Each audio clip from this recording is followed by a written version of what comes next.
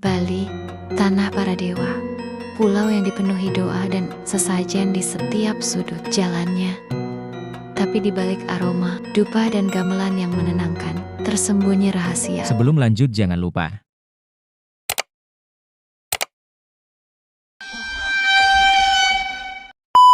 Bali, tanah para dewa.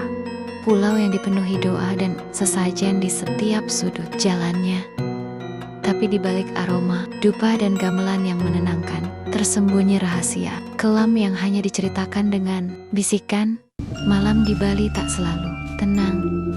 Kadang ada bola api melayang di antara pepohonan, suara tawa samar di udara, atau bayangan wajah yang tak lagi manusia.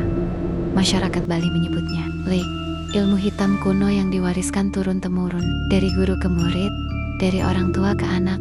Bukan untuk kehormatan, melainkan untuk kekuasaan dan perlindungan. Inilah kisah tentang asal-usul leak, Bali ilmu yang menembus batas kehidupan dan kematian.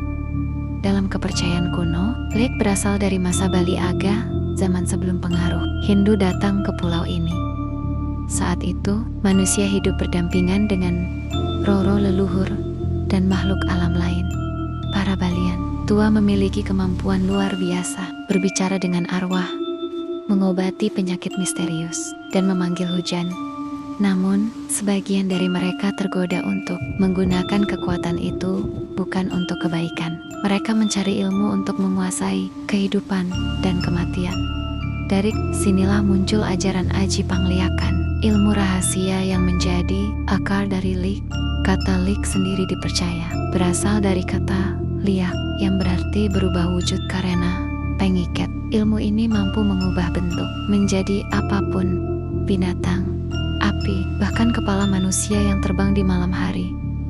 Di balik kisah leak, selalu ada satu nama legendaris, Calon Arang. Ia adalah perempuan sakti dari masa Raja Airlangga, hidup di Jawa Timur, tapi ajarannya menyebar hingga ke Bali. Dikisahkan, Calon Arang memiliki kitab ilmu hitam yang disebut Lontar Calon Arang, berisi mantra pemanggil roh dan kekuatan penghancur.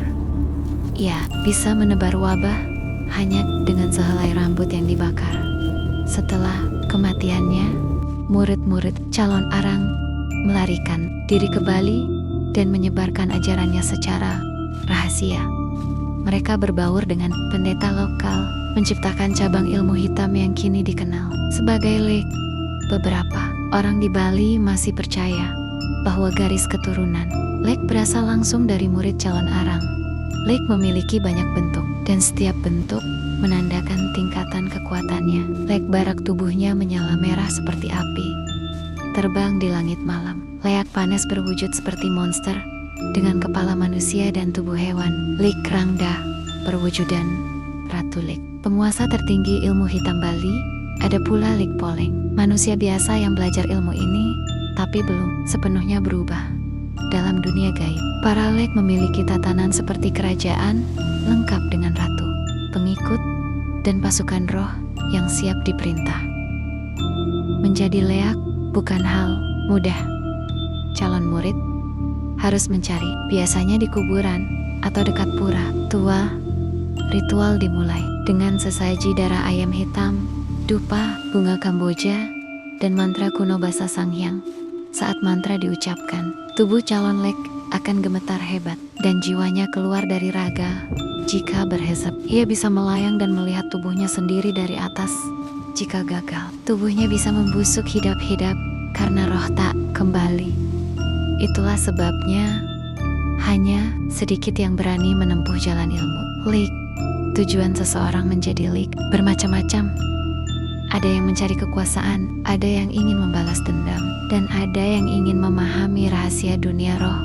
Seorang leak tingkat tinggi mampu menyerap energi kehidupan, mengirim penyakit dari jarak jauh, mengendalikan roh orang mati, bahkan berpindah tempat dengan kesadaran astral. Tapi setiap kali kekuatan itu digunakan, bagian dari jiwanya terkikis. Mereka perlahan kehilangan sifat manusiawinya, menjadi makhluk antara manusia dan bayangan. Dalam budaya Bali, setiap kegelapan memiliki penyeimbangnya. Leak tidak bisa dimusnahkan, hanya bisa diseimbangkan. Para Pendeta dan Balian Penengen menjaga keseimbangan ini dengan ritual pecaruan upacara suci yang menenangkan roh jahat. Simbol dari keseimbangan itu tergambar jelas dalam pertunjukan Barong dan Rangda, di mana kebaikan dan kejahatan bertarung abadi, namun tak saling mengalahkan. Masyarakat percaya, selama Barong masih ditarikan, Bali akan tetap selamat. Banyak kesaksian masyarakat Bali tentang penampakan Lik. Ada yang melihat bola api melayang di atas sawah tengah malam. Ada juga kisah ibu-ibu yang tubuhnya hilang di malam hari, tapi pagi harinya lemas dan berbau darah di Gianyar. Seorang pemuda pernah mengikuti bola api hingga ke hutan. Saat ia mendekat, bola api itu berubah menjadi wajah wanita tua dengan tarik panjang dan mata menyala. Pemuda itu pingsan 3 hari. Saat sadar, rambutnya memutih seluruhnya. Sampai hari ini, kisah itu masih dibicarakan dengan bisikan, karena di Bali, membicarakan Lik tanpa izin dipercaya bisa mengundang kehadirannya. Leak bukan sekadar ilmu hitam, ia adalah simbol dari dua sisi manusia, terang dan gelap, kasih dan dendam. Dalam ajaran Bali, tak ada yang mutlak jahat atau suci. Semua saling melengkapi seperti Barong dan Rangda. Siang dan malam Lik mengingatkan kita bahwa kekuatan tanpa kendali akan menelan pemiliknya, dan bahwa setiap manusia punya sisi gelap yang hanya butuh kesempatan untuk bangkit. Jadi, saat malam tiba dan angin membawa suara tawa samar dari kejauhan, mungkin itu bukan sekadar angin, karena Lik tak pernah mati.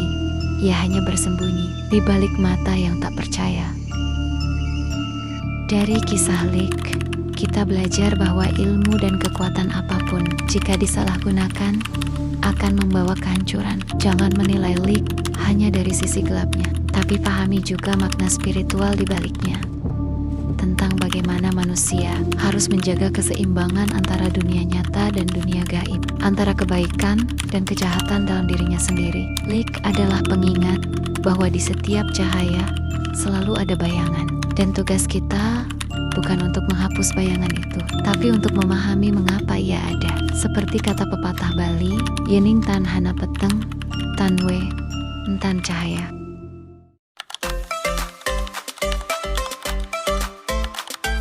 Jangan lupa like, comment, subscribe, nyalakan lonceng notifikasi agar kau tak ketinggalan kisah menarik selanjutnya.